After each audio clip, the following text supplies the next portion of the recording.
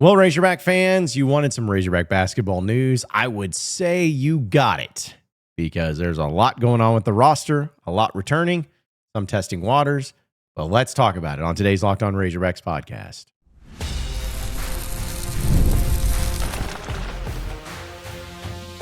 You are Locked On Razorbacks, your daily podcast on the Arkansas Razorbacks, part of the Locked On Podcast Network, your team every day. And welcome into the Locked On Razorbacks podcast. I am your host, John Nabors. I am also the host of Inside Arkansas Live, which you can catch every weekday starting at noon on Inside Arkansas and InsideArkansas.com. Hope everybody's having a wonderful Friday. You made it. It's the weekend, and a lot of things going on this weekend that I'm sure we'll get into, as well as a lot of other things going on the Razorback side. We got some football, got some baseball, but mainly and most importantly, we got basketball, because holy crap, did we get a huge amount of news yesterday. I mean, that is something that I've been waiting for. And it's so crazy. We've talked about it, of like the approach that Cal may have and everything that's going on with him, and like how he approaches, you know, the media, how he approaches the news breaking, who he trusts, who he doesn't trust, whatever it is. You know, we've had a lot of different elements of that. But to see what all went down yesterday was just absolutely incredible. So we'll start with kind of the timeline here of Karter Knox. Karter Knox, the Razorback freshman, which will turn sophomore. It was reported and announced officially earlier in the day that he will be testing the NFL draft waters. He actually put out this statement. He said, "Dear Hog Nation, I want to thank you for the love and support this season. The journey has been a learning experience for me and my teammates, and for that, I am grateful. To my family, your unwavering support means everything. I wouldn't be here without your love, sacrifice, and encouragement every step of the way. I'm excited to announce that I have decided to go through the 2025 NBA draft process while maintaining my college eligibility. Love, Karter Knox." So when this got put out there, I think the wording is the most important thing here. Because you see him declaring for the NBA draft, testing the wall. Like, it's a way of putting it where if you declare for the NBA draft, you can still do all these things. But to not even say the words declare, decided to go through the 2025 NBA draft process while maintaining my college eligibility. Now, listen, I don't want to put words in his mouth. It's going to be ultimately his decision, and anything can happen. But how I took this as, I'm going to go get tested, get graded, get all of these things together to see what I'm looking like right now, where it stands, what I need to work on, what I need to get better at. And by doing that, going to the NBA combine, everything like that. And then I'm going to return to college. Like, that's the way I took it.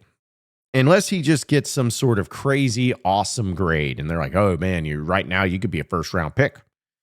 You know, if it's something like that, then maybe he moves on. But I believe that this is, and it's a great move by him. I think more players, all players, if they have an ability or at least a chance to do something like this, they should 100% do it.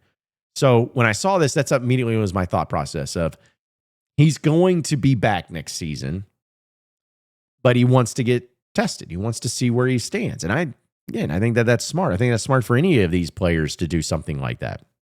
So it started there.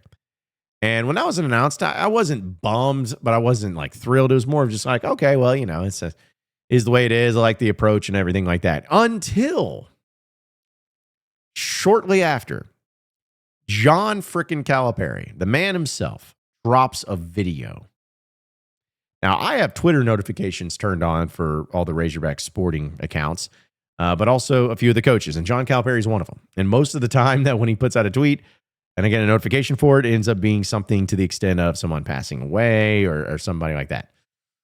However, with this particular thing, I could not wait to see what this video was, and I'm going to play it for you now. So you can watch it, you can take a listen to it, whatever it is. But this is John Calipari's video that he dropped just about an hour or so after the Karter Knox announcement. Take a listen. I just met with the team, and there is a team this year.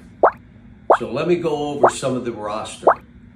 What we're doing, who's going to be here. Not quite finished, but I'm feeling really good about this group. What's up, Hog Nation? Let's run it back. I'm all in. Yo, what's good, Razorback Nation? It's TB. Just want to say I'm excited to come back and do another year on the hill. Whoopee. I'm all in, Razorback Nation. Year 2. Let's do it. What up, Dog Nation? Darius A-Cup here. Just here to let y'all know I'm all in, man. Let's do it. I just wanted to give a huge shout out to all my Arkansas fans. And I really just wanted to let y'all know, Hog Nation, I'm all in. Hog Nation, I'm all in. Let's do it. Hello, Hog Nation. I'm all in. And on top of that, you read today, Karter is testing the waters, which I fully agree with. That being said, I'm liking this group. I mean, come on, man. Come on, man. How do you not get pumped up and excited about that? How do you not get fired up hearing that? I know that it wasn't Cal putting together that video. And I also love, because it's like I noticed the audio levels are completely different for everybody that's talking. But man, just that's what I wanted to see. That's what I wanted to know. That's what I wanted to hear is the players that are what they're doing. And that's what we know right now. There's no longer any sort of, ooh, will they, won't they, anything like that. Nope. What it is that you have Karter Knox going to test the waters, more than likely going to be back. You got DJ Wagner coming back. You got Trevon Brazile coming back. You got Billy Richmond coming back. You got the new freshmen being added. You got the new transfers being added. And I know that this is kind of what we've leaned towards, and we've talked a little bit about it. But man, it now to hear it and have the confirmation of it, that gets me pumped. That gets me excited. That makes me start thinking, okay, this is big time now. This is where we gotta, like, this isn't something that, like, oh, you're having to do all these convincing and you know, when Cal and his approach, like, what was his plan? Was this his plan all along? Like, no, we got that. We know what's going on. This is the team. I mean, come on. You got the true freshmen coming in who are going to be phenomenal. I mean, 5-star players, McDonald's All-Americans. You got them. You got 2 big-time transfers. And I love the thing that Cal said also, too, the most important thing, we're not done yet. And I'm telling you right now, folks, from what I'm hearing, it's going to be something big. It's going to be something big. I'm just telling you, it's going to be something big. So to have it based on this and to have the players come out and be all, now it's all in. Now there's no longer any speculation or hope or feelings. No, it is, hey, this is what we're doing. And I don't know what the numbers exactly speak to. I'd have to go back and do some research, but I think I saw somebody on social media talk about the fact that this might be, if not it will be, the most retention that John Calipari has had on a basketball team. Now, it's about transfers. You need those. And these freshman All-Americans, McDonald's All-Americans, like, yeah, those are going to be great too.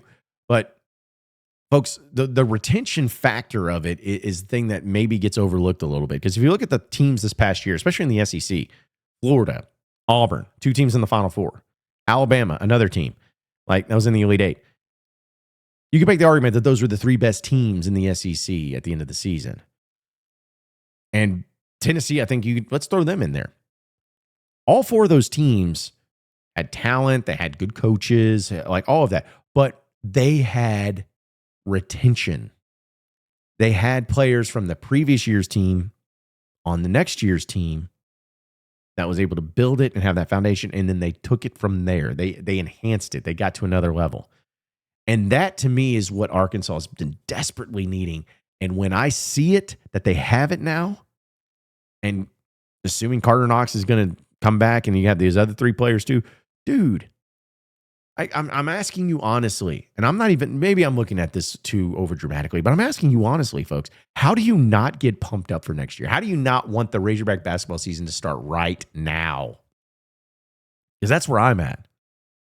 I mean, you got 2 big dudes with Pringle and Ewan coming in. Some dudes. You got a veteran point guard in DJ Wagner coming back. You got Trevon Brazile, who really started coming into his own at the end of the season last year, coming back. You got Billy Richmond, who I know he was a lot of ups and a lot of downs, but if he can just continue to develop, I mean, he's a true freshman this past year, get that going. And then you have Karter Knox, who more than likely will return. Not to mention the freshman, like, and you're not done yet. How do you not get pumped? How do you not start really, truly believing that next year is going to be awesome? Awesome.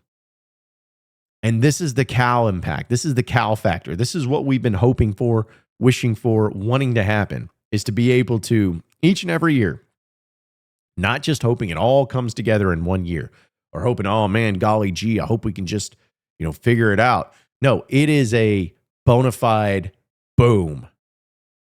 You are going to be one of the best teams preseason wise and looked at. I know that you were this past season too and didn't work out. I get it. But I'm sorry, I'd rather be the team that gets talked about. I'd rather be the team that gets looked up to. I'd rather be the team that everyone's talking about and believing that they could do some damage and then live up to it. I want that. I want that. I want this team to be the one that everyone gets frustrated with and mad about because they're getting talked about all the time. That's what I want, and you're going to get that. Folks, don't run away from it. Embrace it. I get that we all have PTSD as Razorback fans. I know I do. I bring it up all the time. I know I do. But I'm not going to allow myself to no longer be excited. I'm not going to allow myself to not enjoy this offseason and enjoy the hype leading up to it. I am not going to allow myself to not involve myself in that because it is what makes it so much fun. And having that confidence and that belief that it is going to be so great this year, not based on hope, blind hope, blind faith, maybe they can put it together. No, based in a reality, based on concrete, black and white, clear as crystal evidence of who you have, what you have, and what you're going to do, and who is the guy leading the whole freaking charge. It is John Calipari. That, my friends, there's a difference in hoping and wishing for the excitement to come from that, or believing because you have something to believe in. That manifestation of the excitement is exactly what you need to have, and that's exactly what you're going to have this basketball season. As you can tell, I'm pumped. I can't wait. That was a great announcement. I love that stuff. That was so cool. I loved it. But still got more work to do. Cal, you better bring it, buddy. You better be able to bring it. I know he will. But I'm really pumped up and excited about this basketball season. We'll get into a little football. Something random to bring up. Maybe some of you care, maybe some of you don't. But I think it's a big thing about a helmet. We'll talk about it more. So stay with us here on the Locked On Razorbacks podcast. All right, Razorback fans, I'm here to tell you about our friends over at Amazon Fire TV. Did you know that your Fire TV is also an Xbox? Turn any TV into your gaming and entertainment hub with the Fire TV Stick 4K devices. No console required. Just grab your paired controller, subscribe, or sign in to Xbox Game Pass Ultimate with EA Play included, and you're ready to play. Dive into hundreds of premium titles from EA Sports College Football 2025 to Call of Duty Black Ops 6 to Avowed. As easily as you stream your favorite shows, it's gaming made simple, and it's all on your Fire TV. They have the latest technology of elevated playing with Wi-Fi 6/6E and also auto low latency mode. With advanced technology, Fire TV Stick 4K delivers smoother, more responsive gameplay with lightning-fast speeds that need you to stay competitive. With 4K streaming, watch more than 1.5 million movies and TV episodes from your favorite subscribed services like Netflix, Prime Video, Disney+, Max, and so much more. They also have affordable and portable gaming. Play high-quality Xbox games at a fraction of the cost of the console. Already have a console?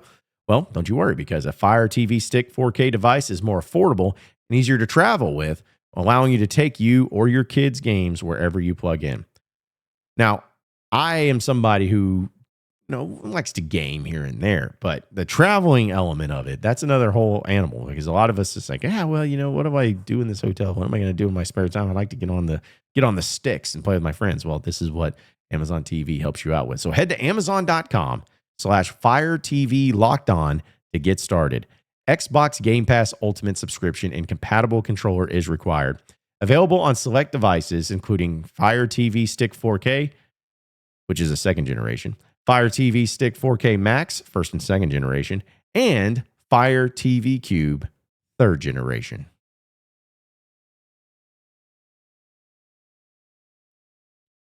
All right, so moving on into the next segment of the Locked On Razorbacks podcast. So I wanted to bring this up, folks, about the Razorback football helmets. Now, some of you are like, who the rip cares about the football helmets? Well, I do, because I think it needs to be something that's discussed. I know the spring game's happening tomorrow, and it's kind of sad that it's like that's not what's going to be talked about, because I don't know what to expect in the spring game. They may not even have the spring game in the way that's supposed to because of the rain, which is unfortunate, because I think people, if you want to go. Like, I'm not hating on you for going or being interested in it, but they may have to do it from indoors because of the rain. It looks like it's going to be coming in, but still, we'll see. I thought it was also really funny too last night that at the Razorback baseball game, which we'll talk about, you had Taylon Green and Cam Ball leading the crowd in the "Take Me Out to the Ball" game, which was really funny and cool. So enjoyed that. But still, this was tweeted out just a day or two ago about like just some uniforms and some, hey, look at this stuff. Check out this. They had the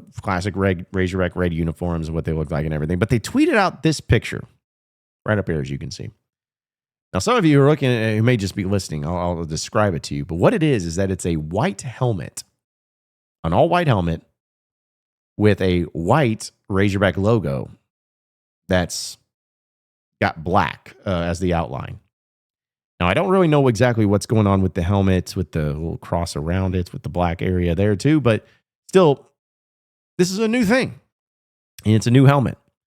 And I saw that, and I was like, okay, that's kind of cool.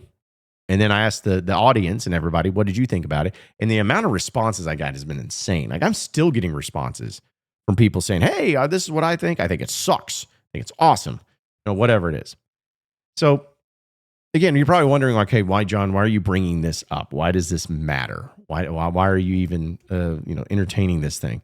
Well, the reason being, folks, is because I am somebody who has always been a very classic person when it comes to being consistent. I could go all days talking about the Razorbacks and how it just pisses me off how they cannot figure out what shade of red they are. Like, if you buy any sort of merchandise anywhere, they have so many different shades of red. And it's frustrating because there's no other major school in any sort of capacity that has that issue. So stuff like that really frustrates me. But I do appreciate whenever you try something new. And I saw this helmet and I was like, okay, that's good to try something new. And it's about it for this year. It's about what are you going to do differently this year? What are you going to do in the approach of your program, the approach of you as a team? Like, how are you going to do things differently? Because that is really what has maybe killed a lot of the vibes and a lot of the excitement of the Razorback football team, in my opinion, is because you don't have anything new. Don't have anything fresh. There's nothing to look at and say, like, hey, I can't wait to see this because this is going to be different. This is going to be new. This is going to be cool. And something as simple as a helmet like that can go a bit of a ways. It's not going to change the season. It's not going to help you win more games or anything like that. But it just goes to show you how important it is to provide excitement for fans. I just went off on the whole thing about Razorback basketball and how excited I am for it. And I think I share that excitement with all of you. But one thing that I've really prided myself in the business that I do when it comes to podcasting and radio and all that is I know the audience and I see what they want and what they don't want, what they want to hear, what they don't want to hear. And I base a lot of my content on that. Sure, I'll try new things and see if it works out, see if it actually clicks with people. But a lot of the times it's just me rolling with it and saying, all right, let's see if this works. And if it doesn't, we'll move on. If it does, let's keep going. Let's milk it for all it's worth. And right now, I can't tell you, folks, how many times I've looked at the numbers and I've looked at everything. And then I talk about basketball, it just takes off. It's like fire. It's like everybody wants to know more. I talk baseball even, which we'll talk about in a second. But I talk baseball even. People are interested in hearing about it. But when I bring up football, it's almost like people just tune out. I was at the baseball game last night, and I was talking with some fans of the show and of the podcast, and they were just like, I don't care about football. Do not care. And it's a shame. I think people will start to care once football season comes around a little bit more. But right now, there's really nothing to care about. There's really nothing to be like, ooh, yes, this. Wait. You got to provide something for the fans. I don't even care about, if it's about, you got to win. That's what's most important. That's what's going to get everybody interested is winning. But I just feel like there's a down vibe of the fan base, and it's not the fan base's fault. I think that the university and the athletic department and the football program, they have not done a good job And this has been a while, but they have not done a good job of providing some sort of form of excitement that, hey, if we can't do it in winning, if we can't do it in providing this great amount of like big time players coming in or whatever it is, we got to find something. And what it's become is that it seems like that there's more of the football program. They're pushing away people. Like they want less people covering it. That's been a fact. They don't want anybody covering the program much at all, which is weird to me. But they pushed back on that.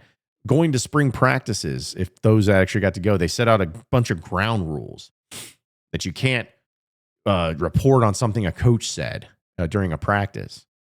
You can't report on any sort of interactions that are had. Like you can't do any. And I just sit there, and it's just so baffling to me that there's so much resistance to where you need something. You're desperate for it. You need something to get people on board and excited, and you're not providing squat.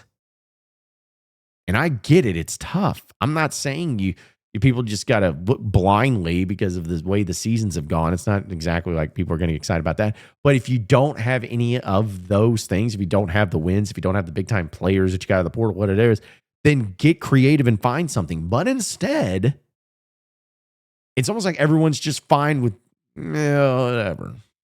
We just hope people show up. Well, maybe so. It's just there's no excitement. And it's not even just from the fans. It's just from everybody else. So I'm hopeful, man. I'm hopeful it changes, but it doesn't look like it's going to anytime soon. So who knows? Maybe the spring game will provide some of that, but we'll talk about it, though, on Monday. Got to get some Razorback baseball, though.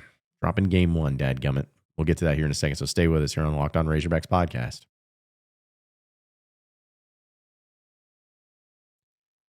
All right, folks, scaling your business requires that right expertise at the right time. With Upwork, though, you can find specialized freelancers in marketing, development, design, and so much more. Experts ready to help you take your business to the next level. Upwork, gives you flexibility with your businesses by connecting them with top freelance talent across multiple industries, including IT, AI, web development, and marketing. Whether you need extra hands for a project or a long-term partner, Upwork makes hiring simple and affordable. If you need help with a marketing campaign, Upwork can connect you with a freelance expert who delivers incredible results. Posting a job for free is free and simple. And within a day, multiple qualified candidates you'll have to choose from. Instead of hiring full-time, Upwork helps find affordable, top-tier freelancers to scale all the businesses out there effectively. Visit Upwork.com right now to post your job for free. That's UPWORK.com, Upwork.com to connect with top-tier talent and grow your business today. All right, so final segment here on the Locked On Razorbacks podcast. Razorback baseball, man, dropped that game last night. That was frustrating. That was a frustrating game. Arkansas loses to Texas A&M, and they got a doubleheader today, which I am not a fan of. I get why you have to do it, but I am not a fan of it at all. As doubleheaders are not ideal. And the fact that you're going to have both games, the first game starting at 2, and then after that, I think it's an hour between the games is where it's going to be. But Arkansas loses 7-4 last night to the Aggies. Arkansas scored 4 of their runs in the first 3 innings, and they didn't score again. They didn't score in 6 straight innings, and that ain't going to cut it. That is not going to cut it. Davlon and Aloy both go 2 for 4. You had Kahio Aloy go 1 for 4. Ryder Helfrich went 1 of 4. And then you had Thomas Jr., who's a 9-hole hitter, go in and go 2 for 3. So great job out of them. But that was about it. You just didn't get those hits when you needed them. You just didn't get those timely hits when you had to have them, and in those positions you had to have them. They just didn't come through. And it's not even like Texas A&M just dominated. I mean, you only struck out 6 times. So it wasn't just like, oh, man, you're striking out, you're swinging and missing. You got contact. It just wasn't meant to be. And so that was a frustrating thing. And then, Zach Root comes in, and the starting pitching is just weird this year, dude. It has not clicked the way it's supposed to. It seems like whenever one guy starts playing well, the other guy starts playing poorly. But in this one, Root, man, he gave up 6 runs on 7 hits, 5 earned runs there. He had 6 strikeouts in all, but just it wasn't it. Dylan Karter came in. I think he played really well. And then Dylan Fouch came in. But the point is that if you're going to be these big time teams, you got to make big time plays, and you just didn't make big time plays. So you got to figure that out, man. You got to figure it out. You got to get it going. Today's going to be tough. I would love it. No, trust me, I'd love it if you won both of them today, because you got to win this series.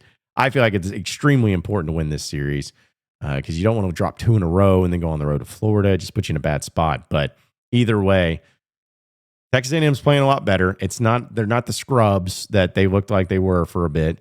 They're finally putting it together the way that they have the talent to do so. But we'll just have to hope and pray that it all works out and it goes according to plan. But hey, we'll see. Appreciate each and every one of you listening in and watching into the Locked On Razorbacks podcast. Be sure to like and subscribe to the podcast on iTunes or on Google Play. You can also get after me on Twitter at John Nabors Show for any questions, comments, concerns that you may have. Keep it going from there. Same podcast time, same podcast channel tomorrow afternoon. Have a great day, everybody. We'll see you then.